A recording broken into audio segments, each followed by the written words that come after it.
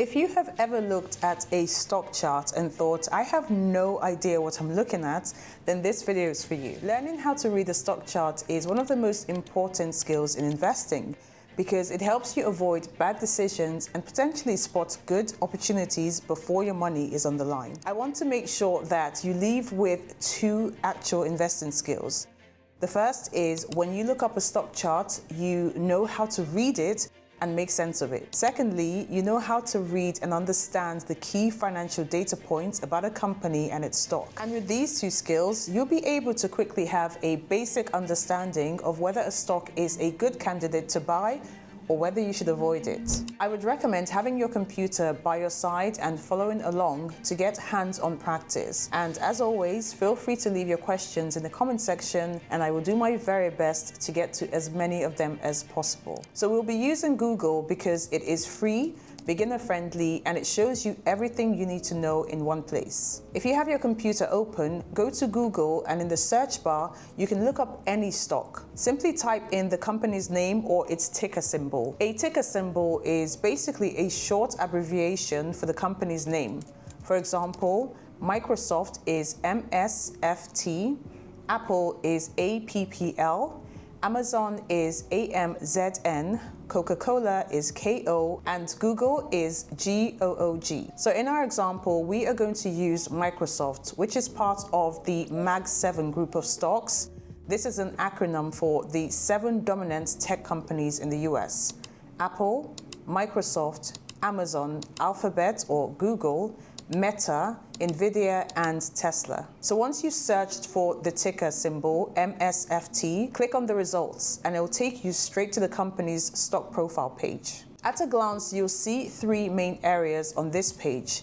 And at the very top, you'll see the current stock price and price movement, and very importantly, the currency in which it is traded. Now, I'd like to direct your attention to this part where it says NASDAQ. This is the stock exchange on which the stock is listed. So, for example, IBM is listed on the New York Stock Exchange, Apple is listed on the NASDAQ, Barclays Bank is listed on the London Stock Exchange, and so on. Right below that, you will see a chart that visually shows the stock price movement or performance. And if you scroll down just a little bit further, you see some essential financial numbers for the company. Now, don't worry if this page looks complicated right now, because by the end of this tutorial, every number and graph here will make sense. So let's do a very quick recap on where we are. First step, go to Google's search bar. Second step, type the stock's ticker symbol or company name. And the third step, click on the results to land on the company's stock profile page. Now let's continue with Microsoft's stock page. You'll see the stock chart by default. It usually shows the one-day price movement, as you can see, but you can also see the 5-day, 1 month, 6 month, 1 year, 5 year, and max period graphs. So the max period essentially shows how the stock price has moved since it was listed on the stock exchange. Let's first look at the 1 year. This chart shows you how the stock has performed over the last 12 months. You can also click here to follow the stock or the company for updates. Now you'll notice that the line moves up and down. This represents the stock price movement over time. Hovering your mouse over the line gives you specific dates and prices at that point in time. You can also see that different time frames show negative or positive price movements. But here is what you would want to look out for. Is the price generally moving upwards, downwards, or sideways? But here is what you also need to always remember. The past performance is not an indication of future performance. So because a stock has been rising doesn't guarantee that it will continue, and vice versa. The markets can crash, the stock may experience a company-specific event that significantly affects its price, and so on. And this is the inherent risk of stock investing. The second thing you'll notice is whether there have been any major drops or spikes in the price. Big sudden changes could mean that there was news or perhaps an event that affected the stock.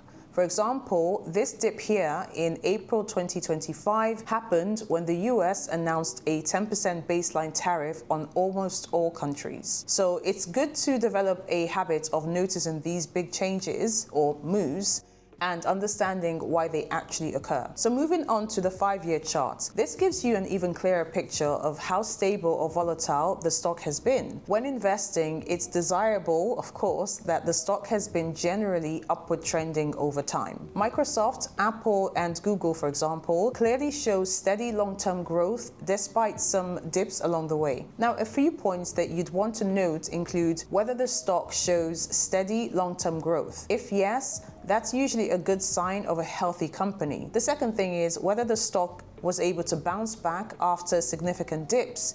This shows resilience, indicating that investors regained confidence after temporary setbacks. Now, generally, good stocks show consistent growth over time, and they can recover very quickly from sudden downturns. And this is exactly what we would like to see on the long-term stock chart. Now, I'm trying to keep my explanations in the simplest form so that if you're completely new to the world of finance, you can easily follow along. Now, I've been having some interesting conversations with people I know in investment banking and the AI space about the expectations for the market this year. If you are new to cryptocurrencies or thinking about getting into cryptos at this time, 21 Shares offer one of the easiest ways to get started investing in cryptocurrencies. 21 Shares is one of the largest issuers of crypto ETFs or ETPs. The company's objective is to make crypto and digital asset investing more accessible to everyday investors. From single index exposure to a diversified index exposure, 21 Shares is consistently expanding its products range and recently launched 2 new ETFs. So if you're thinking about adding crypto to your investments, 21 Shares gives you access to registered ETFs so you can invest with confidence. Please note, however, products may not be available in your jurisdiction, so be sure to check out country availability